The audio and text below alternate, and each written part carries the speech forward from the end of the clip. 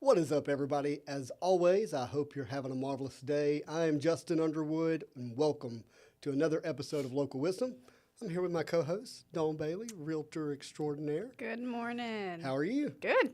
We're here. We Yeah. made it. It is a Tuesday morning, and as always, we want to bring you a little local wisdom in all things real estate. And we've been talking about doing a market update video because we know people want it.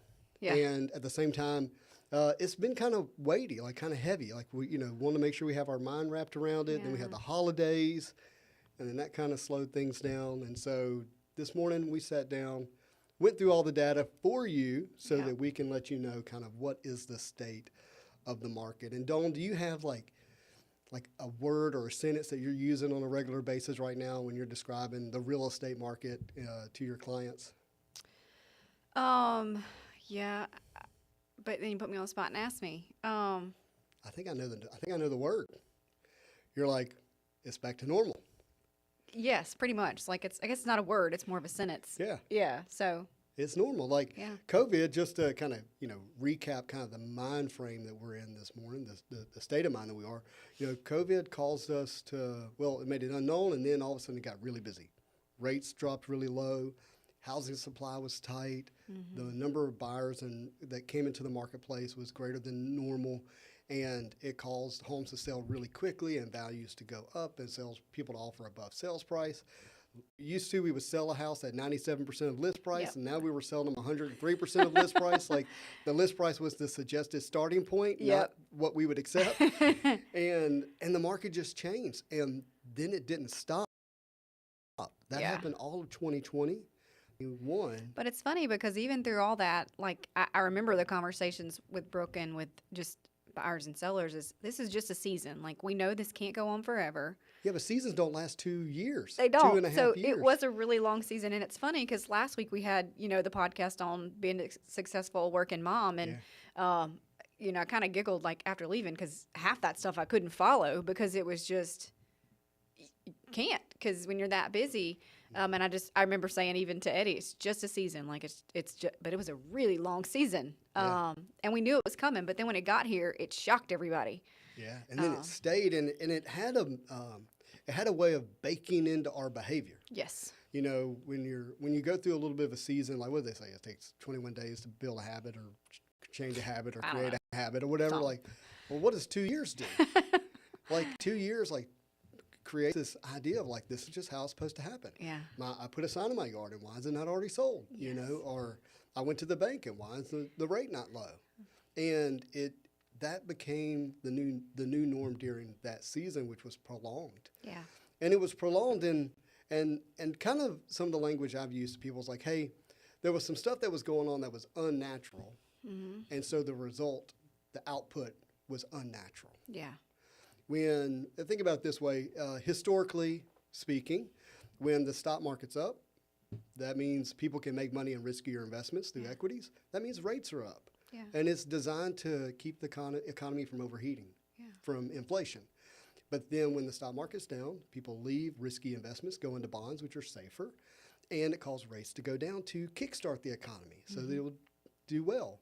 Well, what happens when the economy's doing well and Rates are like we're talking about, GameStop stock just, 10xing or whatever it did.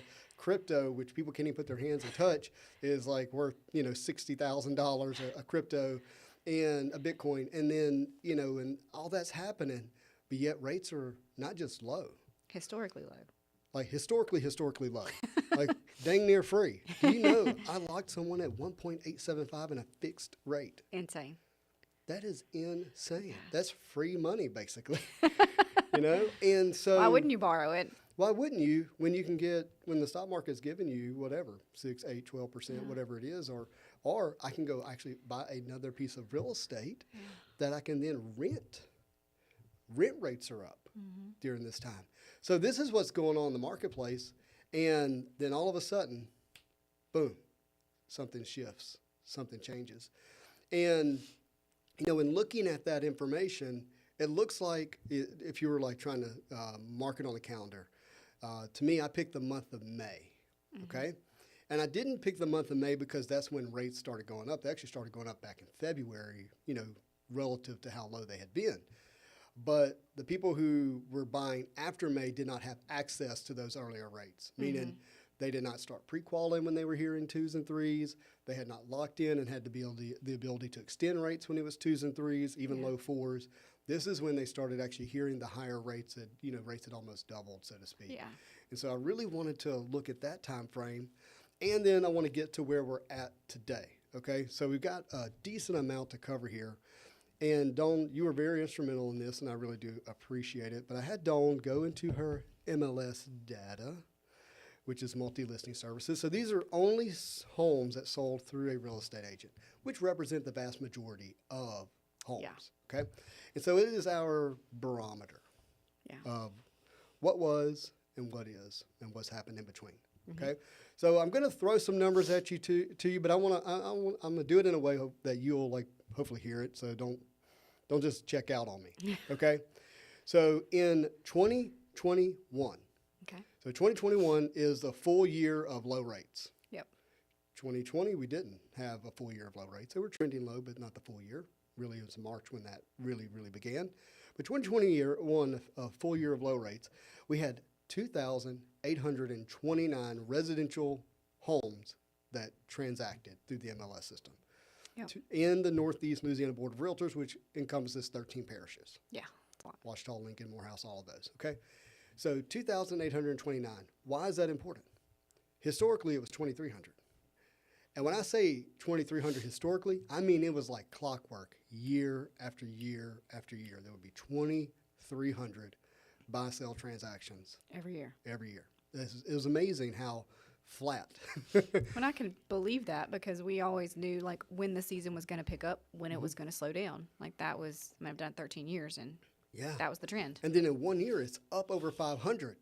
Yeah. And we're going, why is there not enough houses? Because they're all sold. And even the ones that did come available again, those sold too. And they were selling quickly, right? And they were selling at or above ask price in a lot of cases.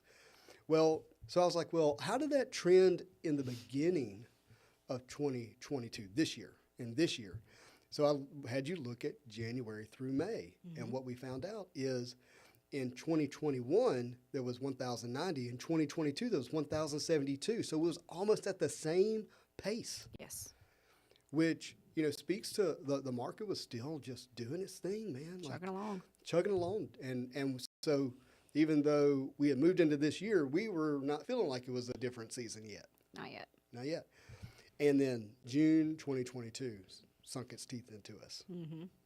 Now these are the buyers who at the point of pre-qualing are hearing the higher rate. Yep. Okay? And so they're deciding whether or not they want to purchase at this new rate while prices are still up. Okay? And what we discovered is in 2021, last year, between June and December, there was 1,739 buy-sell transactions. This year to date, there's 1,223. A good difference. So over 500 less homes in 6 months. Yeah. In just the last 6 months. And then if you look at it year to date overall, 2021, there was 2,829. This year, 2,295. Wow. Yeah. And there's still a little bit of time left, but not enough to make up. And look, let's talk about that. So how many more homes will possibly close by the end of the year? There's, according to your math, there's 156 active pendings. Now, you and I both know not all homes sell in 30 days. Right. And not all homes that are pending Close. and close.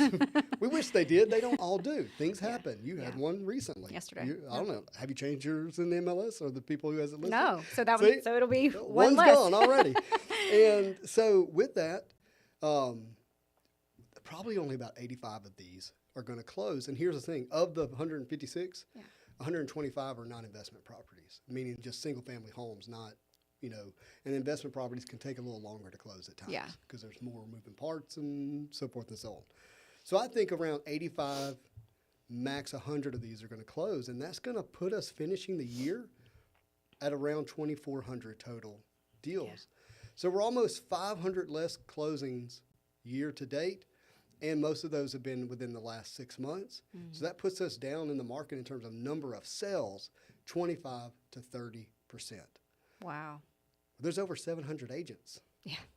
So you take away 100 deals a month, spread out over 700 agents, your top agents are probably still doing what they got to do and still getting the bulk of the business. When markets tighten, typically those at the top get the bulk. It's the reality of things. So that means there's possibly a lot of agents out there that are feeling this at a much higher rate than 30%. Yeah. They may be feeling this at 50, 75% reduction in the amount of business that they have. Already, and we're not even into 2023. We're not. Yeah. We're not. And January being probably the slowest month of the year typically. Yeah. And so that's a state of the market in terms of what's going on. Now, I was surprised because I wanted you to pull up active listings. Yeah. And I was like, how many homes are for sale right now? And there's 691 active listings. Now, the reality is that's through all 13 parishes. Yeah. And so you really have to start, math's funny when you're looking at it and the way people experience it. You really have to drill down into the popular neighborhoods that people are trying to get into. Yeah. To really feel the housing shortage to some degree. Does that make sense? It does. Yeah. And so I don't want to overreact to how many. I was surprised that there were that many, because here's what that can mean. If you're a buyer right now and there is a good supply of houses and sellers know they need to reduce their price because of higher rates, putting pricing pressure, it could actually be a good time to get into one of these houses relative to what the last 2.5 years have been. And that'll reflect some like when we do our top 5, because there were quite a few quick price reductions that motivated them to sell. And that's the thing about real estate. The house doesn't move, but rates do. So you can manage that over time. So there's possibly a good opportunity to get into a home right now as a buyer. Here's the other thing that was really interesting about your data. Only 8 of the 156 pendings were contingent. Meaning someone has to sell their current home to buy the new home. So that, to me, when I heard that, immediately my mind went to, oh, these people bought or refied, and they're not moving. Yep. They're like, I got a 2.875, I got a 3.25, I got a 3.75, whatever that is, and I ain't moving. It might be tight and cramped, and I don't like my neighbors, but I love my rate. I'm staying for now. For now. Only 8 of 156 deals has a buyer that needs to sell a house to buy. Yeah. That's drastically low. Now, part of that is possibly in the old normal, 2021, 2020, and part of 2022, you couldn't make a contingent offer getting accepted. And so there might be some of that at play too, so I don't want to deny that. But that shows that, and this is like if I go and deep dive in my closings for November, we had people buying from out of town, and we had first-time home buyers. We didn't have a lot of sell-to-buy situations. Yeah, upgrading or whatever. And so it's just really interesting to think about that. I think that we're going to need to get back to where people are selling to buy. And that natural flow and domino is what I like to call it. Boom, this one falls, that one falls, that one falls like it's supposed to. Makes deals more fun when you have 3 people trying to ship. Oh, man, yeah. It does make it more fun. But, that's more norm pre-COVID. Yeah. And so I would suspect that that's one of the next kind of normal things to come back. Normal things, more natural things to come back. Another thing that's really interesting is pre-COVID, what it took to sell a house. We would say all the time, hey, an active listing period is 3 to 6 months. Yeah. Normal marketing period, 3 to 6 months. If it's over 6 months, well, something's wrong with the house. Or it's a higher price and it's really 4 to 12 months. Higher price. Or there's a stigma. There are things that can create extended periods of time. An unwilling homeowner to show a house can do those things. Like these things happen. If it went under contract a couple times and those deals fell through, and then people are like, why is it not closing? Those things are in place. But normally we would say 3 to 6 months. Yep. But that was not true in the last 2 years. It was 10 days. It was 1 to 3 months. That's what we're looking at. We were looking at 1 to 3 months to close. Yep. And so the marketing period's really shortened. I mean, the process of getting a house listed is, I think realtors have gotten faster and faster with that. And the access relative to the data to buyers is a lot. Like you can go to all kinds of websites and access the same house over and over again. So I think all that has a part to do with it. But now it's like, okay, well, what is the normal again now? And I don't know that we figured that out. Is it back to the old ways? Do we, like put balloons on the sign? Do we do the open house? What do we do? Yeah. Realtor open houses. what does it take to make a house stand out compared to this competition? And I don't know that we figured that out yet. We being you guys, the real estate Yeah, we agents. haven't yet. And so I think there's probably some advantages to someone who does in that area. So there's that's going on. But let's talk about rates. That's what you want to talk about. I know that's what you want to talk about. Yep. You want to talk about interest rates. So look, I'm going to say this, and when I get out of here, it's going to be old. Yeah. Yes. Okay. So depending on when you hear this, it may not even be relative anymore. Yes. Or relevant. And because it is relative to the moment in which you have the data to you, because the market is constantly changing. Quickly. It changes quick. It can change very quickly. And so when rates started going up, just so you know, one of the reasons they started going up is because the government stopped buying bonds. They were an artificial buyer, is what you might hear. Quantitative easing is another terminology you might hear, but they were buying bonds. And because they were a buyer of bonds, they drove the interest rate down. It's not because people were leaving equities and buying bonds, leaving the stock market and buying bonds, because the government was buying bonds. Yeah. So people stayed in the stock market, government bought the bonds, and it created this situation. Yeah. Or it influenced the situation. There's many things that created it. But it was probably the biggest influencer. Okay. Yeah. They were buying bonds, billions and billions of dollars a month. Okay. And that kept rates low. And then they were like, we're done with that.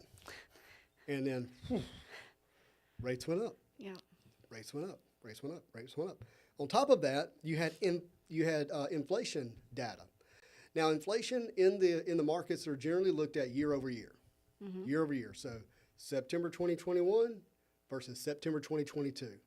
October 2021, October 2022. And here's why that's important. The data in 2021 did this for inflation, meaning it started to really show itself in October, November, December. Beyond, yeah. Well, that high inflation number carried through 2022. So when you would look at January, February, March, April, May, June, July, August, September, it would actually show the low number in 2021 relative to a high number in 2022. So you were hearing things like 6, 8, 11% inflation increase, but it was year over year. Yeah. Well, when we finally got to October and November, it started to level off because we're finally as high as we were last year. Yeah. And so in November 10th of this year, finally we said, hey, inflation actually ticked down a little bit, just a hair, instead of saying it's up. Yeah. Well, inflation is the inflation is the enemy of mortgage rates. Yeah. And so when you hear inflation going down, you can traditionally see that rates start to go down. Okay. Okay? And so we had that news on November 10th. And since then, we have seen a 1% reduction in mortgage rates. Because they were at over 7. And They now were over we're- 7. They were we're in the 7.5, 7.25. And now we're what we call par rate, generally speaking. And I'm not quoting anybody a rate out there right now. Just know that. You have to actually qualify. And we look at your credit. There's many factors. But generally speaking, the prevailing rate's around 6.5, 6.25. But you can buy them down into the 5s. Yeah. And Or last month we were buying them down into the 6s. into the 6s. And so, yeah, like 1% in the last 25 days. Now, do I think we're going to continue to improve 1% for the next 25 days and be into the mid 5s? No, I'm not saying that. Yeah. However, what I am saying is the data is trending towards lower rates than we have today next year. Yeah. Which we don't know what that'll be, but It's- it'll be But it's the opposite of what you heard Yes. leading up to November 10th. Like people were like, it's going to be 8 and 10%. 9. Yeah, that's what we're hearing. And, look, if I asked you a question, hey, I have one person that just got married. I have 2 people that are going through a divorce. Who do you want me to tell you about? People want to know about the divorce. They do, yes. So fear sells, Yeah. negativity sells. And so that's, the headline sells. Yeah. If we had, entitled this video, rates hit all-time records and the market's ugly and no one wants to buy, like everyone A million people would watch it, yeah. Yeah, like it'd be terrible. And so, but it would get views. But Yeah. that's not the point. That's why you don't hear it in that manner, okay? And look, so I think there is some positivity that's potential. Now look, just so you know who you're talking to or listening to, I didn't think rates would get over 4.5, 4.75 this year. Little did I know. So what do I really know? Right, I don't yeah. know anything. It's just trending that direction. And at this point, all we can do is watch the trend, and everybody's just guessing anyway. And Well, they're guessing. Now, we use data. And yeah. it always. Maybe I should use that word lightly. I think it's. Not everybody. All of us agents and buyers and sellers, we're guessing because we are not economists. It feels like a guessing game because there was a time in history when Alan Greenspan was the Federal Reserve Chairman, and if he did that with his eyebrow, like the market would move. But you didn't get any like the idea was like not to over interact with it and create too much change. And now it's just like constant, things happening that are influencing the market in these ways. And so, yeah, it's really hard to predict. Yeah. It's really hard to know what's going to happen. And as an advisor, which is how I view myself, and I'm sitting down with a client, like, what do you think I should do? I'm like, I don't know. Same thing I tell my buyer and sellers. Like, I don't know. And I don't know, but even with all that, like, let's work through it together. Yeah. Like, I'm going to know before somebody else. Like, that's going to be true. But here's the thing, like, it does make it difficult to say, oh yeah, you're probably good for the next 30 days to come back and get a rate similar to this. When I started my career, that was true. But we also printed our rates out on a piece of paper. So I'm getting old. But it's not true anymore. I was talking to someone yesterday.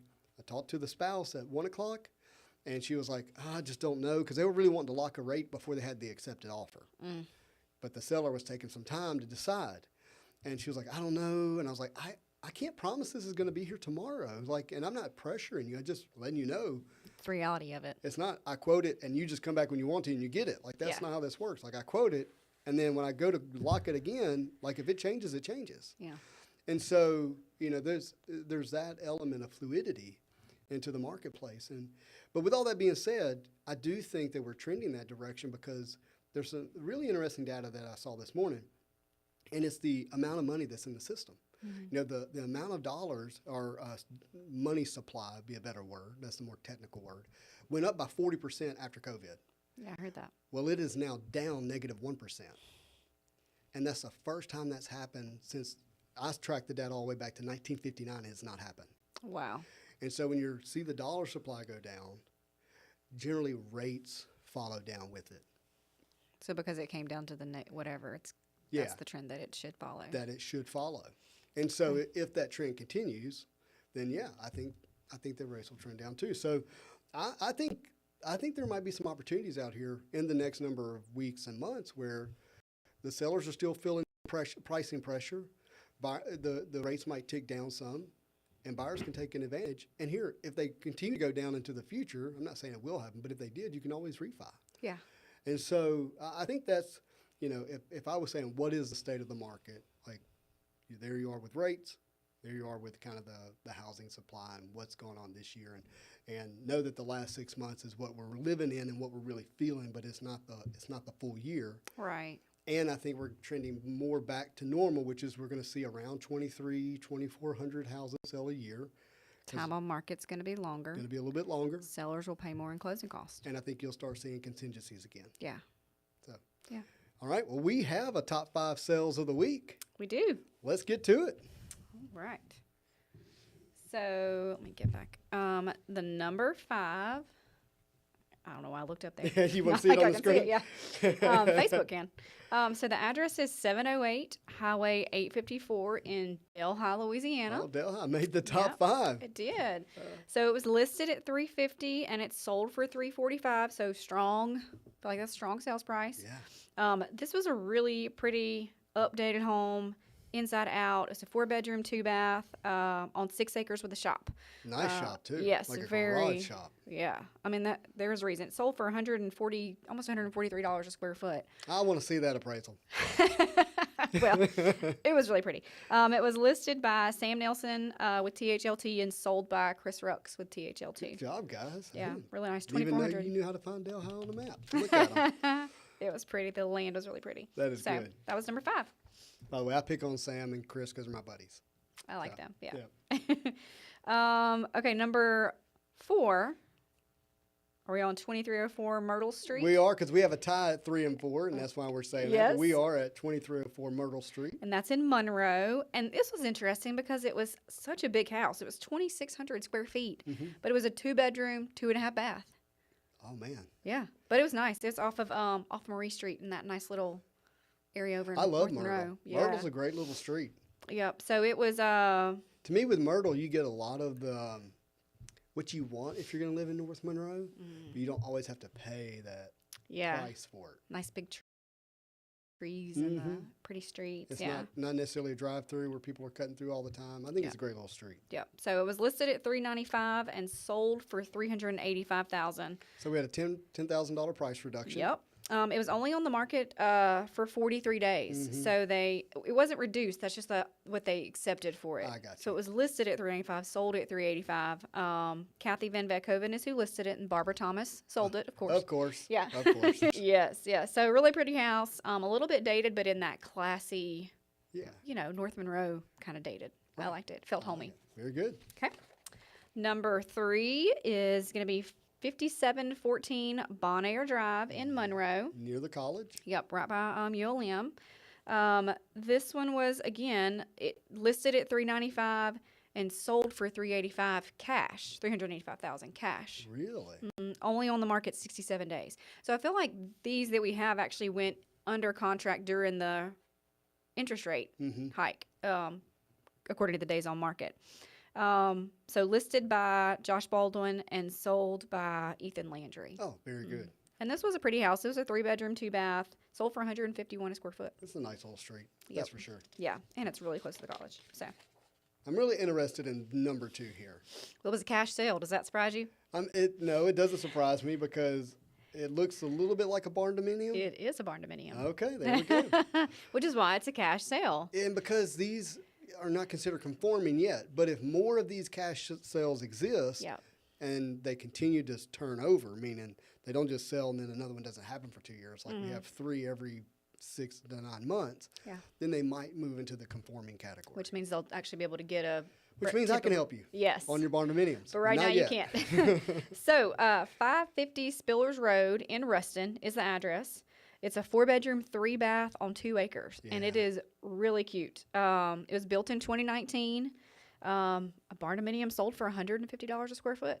What I love here is we got a barn dominium and a carport.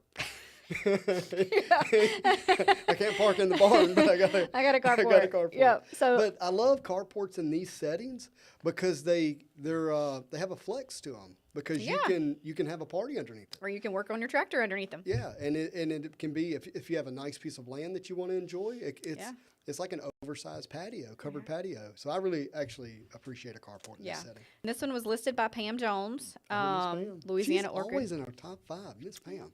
And then it sold by Hunter Smith. And this was, like I said, this was a cash sale because Yeah.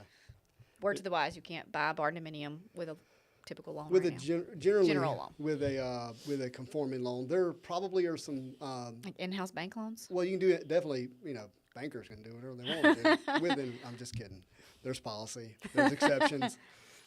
But they can make that loan before we can. Right. Typically, and then there probably is some specialized lending out there nationally where there's Probably maybe now. an organization that just like is specifically barn Because they are dominiums. becoming so popular. Correct. Yeah.